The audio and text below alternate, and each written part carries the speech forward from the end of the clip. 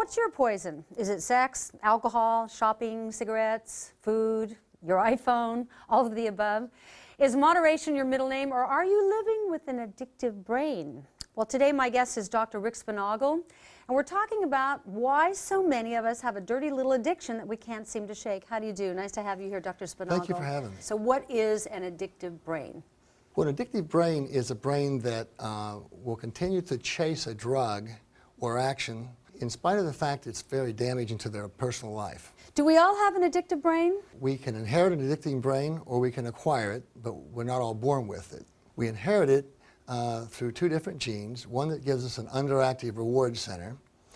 The reward center in the brain runs on dopamine.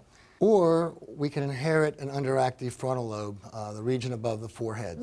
Before we go sure, on, explain sure. dopamine, just so we know what dopamine is. If we look at this as one brain cell Right. and another brain cell, Right.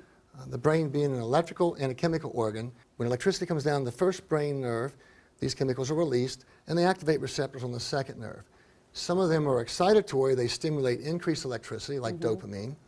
Others are relaxing or turn down the voltage like serotonin and some other chemicals. Okay, so like for instance, I come from a long line of alcoholics. So is it a matter of my gene is missing some chemicals that make me want to get high? You would have inherited a gene from your father's side, Right. in which you have a super enzyme, an enzyme that breaks down dopamine. You would break it down 4 times faster than, say, the quote normal brain, whatever that is.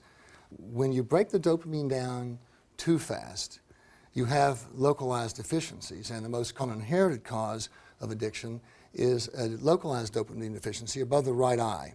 If you inherit a mild deficiency there, then any drug or activity that gives you a quote dopamine hit will make you feel more normal for a period of time. So you crave a normalcy, really, is why people go to drugs or alcohol Absolutely. or sex or... Let's look at a list of addictions. Okay. All of these drugs and activities give you a temporary release of dopamine. Okay, alcohol, cocaine, opiates, sex, shopping, and gambling.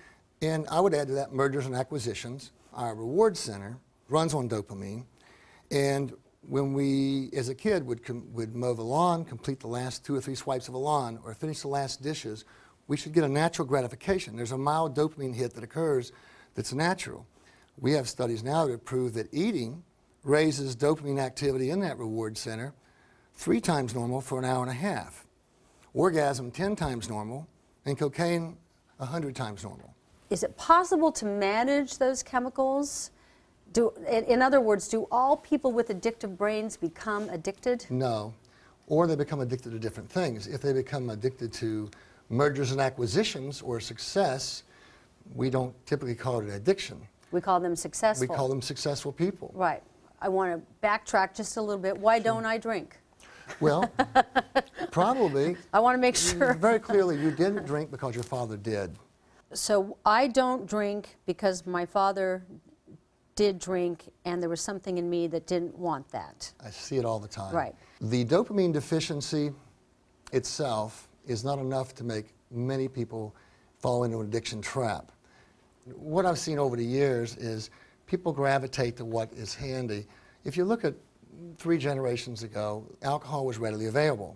I never drank. I never took drugs, but I had a crazy shopping addiction. Sure. Is that tied into the alcoholic? Same thing. Same Every thing. time you buy a shirt or a pair of shoes, we pick on get a women for rush. shoes, we pick Yeah. on men for cars, and you get a dopamine hit in this pleasure center that doesn't last that long, but it's good enough. We live in a toxic planet, and that it's coming from us, at us from every angle.